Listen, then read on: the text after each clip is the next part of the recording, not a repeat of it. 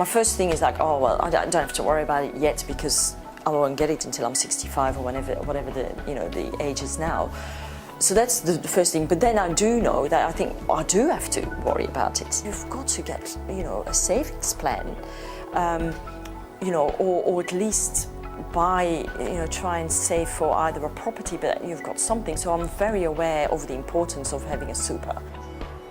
I know that I should probably know how to log in and see how much it is and all of that. No, in my own mind, I think I have an idea roughly how much I'm paying per year, but it's based on my salary.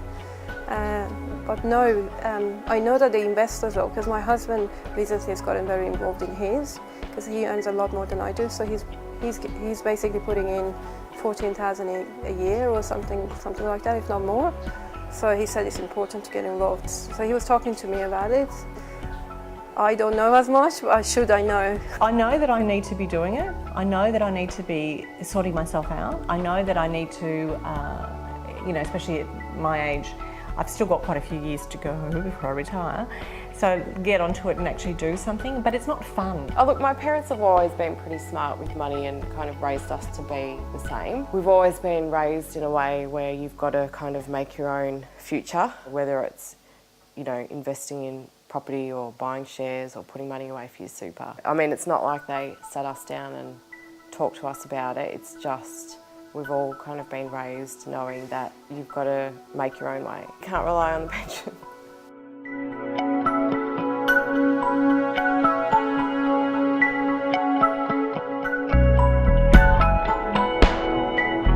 I'm sure people's balances in super outweigh their bank account balances, but no one would go and really manage it as much as their bank account. I mean, if you saw that much money was being, or that you weren't getting that money back from your balance, you'd think, well, what's going on? I do worry about it, but on the other hand, you don't worry about it because it's at the age of 65, Whereas the house, you can, it's tangible, you see it, you can live in it. There's emotions to it. Just keeping people involved and knowing how I've got $10,000 here, I've got $20,000 here, and it's building. I can see something building, and just, that's always a little tantalising thing to have there. And you want to start, I want to know what's happening with that, and I want to build it up to 50, and then to 60, then to 70. See, it has everything there. You pay for this, but it's very good. So I know everything. I know exactly. There's my bank, there's my ANZ card, my American Express. I actually started doing how much money I've spent in November. Freelance salary.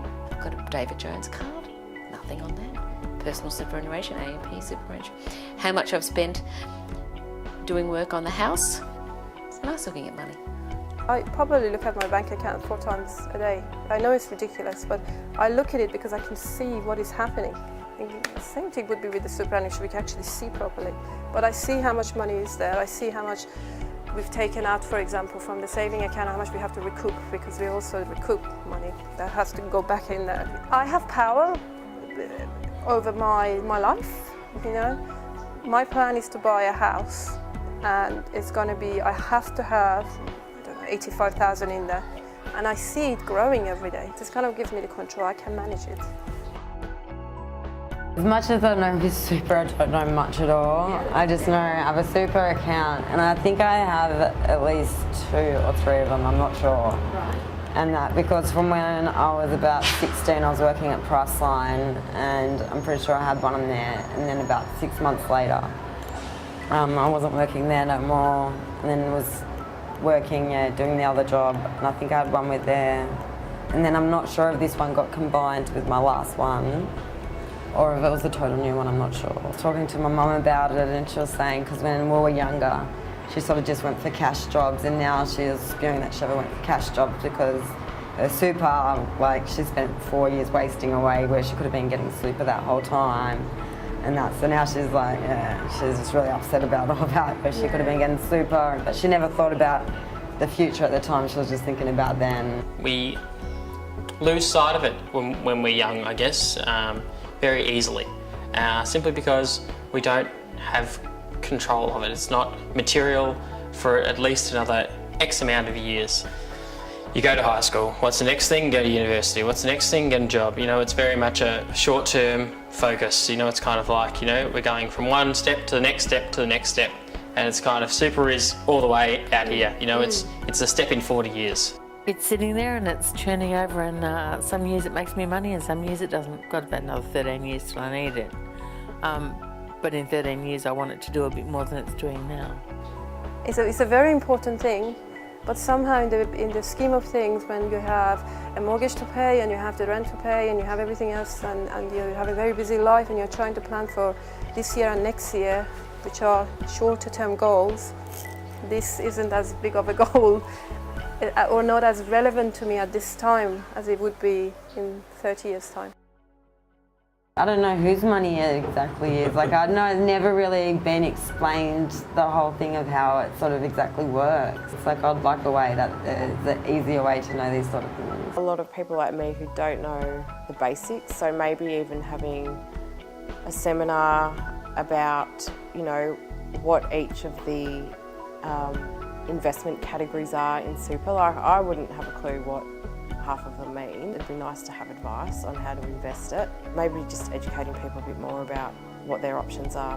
I think that the newsletters and all the sort of correspondence you find online, you tend to gravitate or move towards something that has a sort of language you identify with. Like the AMP report for so-and-so said this, and then you read through and it's just so, I start to glaze over. I'd probably open the PDS, I reckon.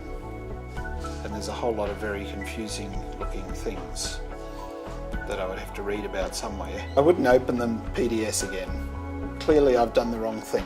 If they make life too hard on their website, cross them off the list. If I can't find what I'm looking for easily on their website, I don't want to know, because that's going to be the way I'm primarily going to look for any information. And if it's not easy to find, forget it. They make it so general. It's for everybody. It's from a 60-year-old with no children and who's got just animals, to me who's got 2 small children, to my sister who's got a boyfriend and lives with him. We all get the same thing. It's just, if it would be a bit more personalised, I guess, to say you with a family would do better on this, you know, and then I would get more interested and want to know why is that, and you know, what would be the benefits for me if I get on this particular scheme.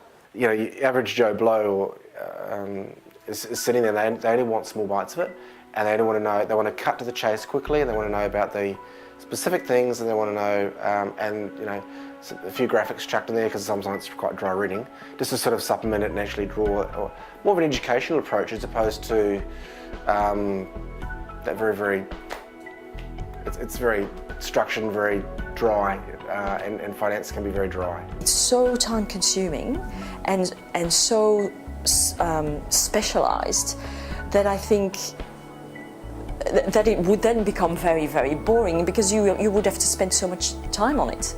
You know, because you can't just read one article about commodities and think, oh yeah, well, based on that, I'll invest in, well, I know gold's gone down. I'll invest in silver and I will invest in Brazilian coffee. There's people who do that and get paid for it and have interest in it. That's where I outsource. I have toyed with it and I've played and I've done a bit of research myself, but I haven't spoken to like a financial advisor or anything. I've just done comparisons myself. And then when I start digging a bit further, it just gets all confusing. It's about as confusing as health insurance.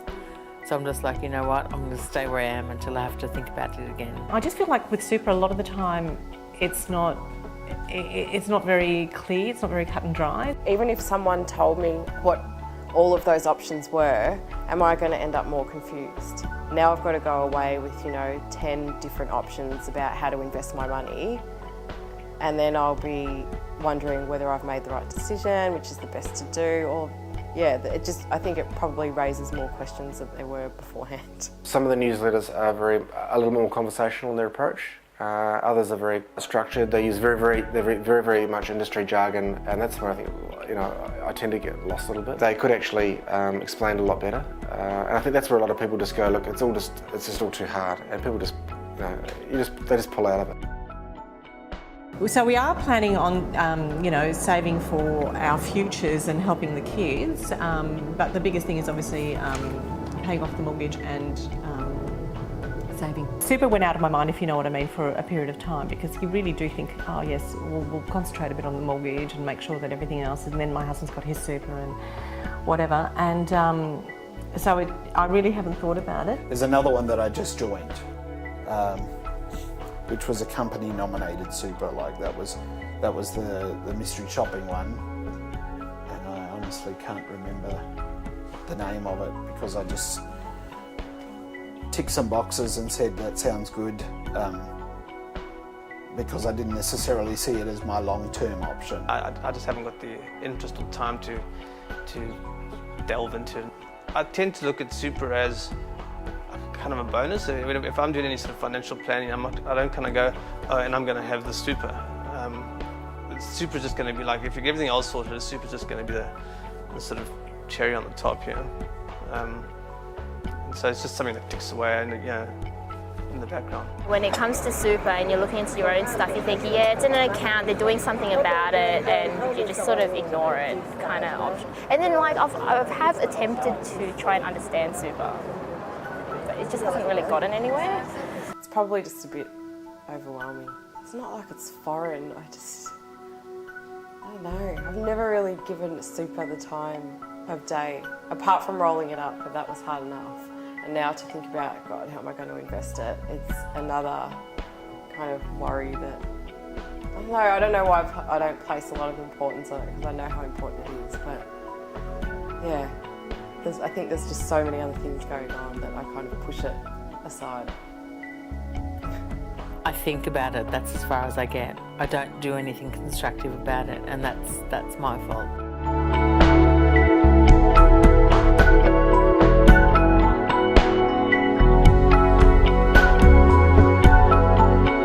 What always worries me about a financial planner is that, and I could be completely wrong, and because we haven't used them that often, is that they're tied to a particular type of business and they're tied to a particular type of company.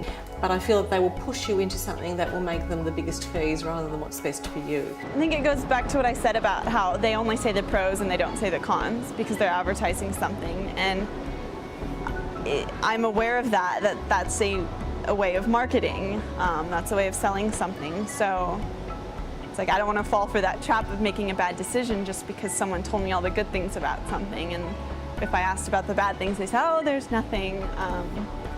I'd rather go and hear from their competitor and find out what they say also. And, it's the fear of the hidden information. It's the fine print. I don't know, maybe it's their business just to make money in different ways and just to keep everything in those small fine prints which we cannot read and which we are not interested in reading. So that's where they make money maybe. I think Savings Guide tells his experience, how he saved money or how he has taken a financial steps and how he reached his financial goals. And the community comes back and gives all their comments or their tips and their advices.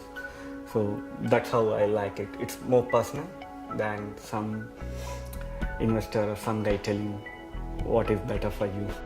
Do you know, I did actually sit down and speak to him about that.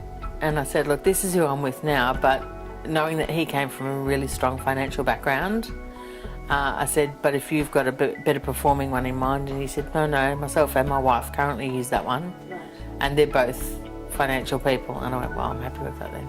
You're like, I don't understand this term, what happens with this term, like if I want to move over to another fund or something like that. Like I have to probably list my questions down before I actually ask him. So I haven't really gone into massive depth of a conversation with him as yet. It's sort of like maybe buying a camera and you need one. You've got to buy one, and everything's in a different jargon. Like there's this kind of lens and it's blah blah inch screen and it's touch screen and it's responsive screen, blah blah blah blah, and there's so many features to it, and you need to know what features are the ones that matter to you at that particular time and what features will potentially matter. So I know that there's those things that I've got to figure out first. So now part of my to-do list is, sort it out, sort it out. I have to sort it out. I don't want to have that be hanging around for somebody else to sort out. If everything goes pear-shaped, I need to get it organised, I need to get it in control.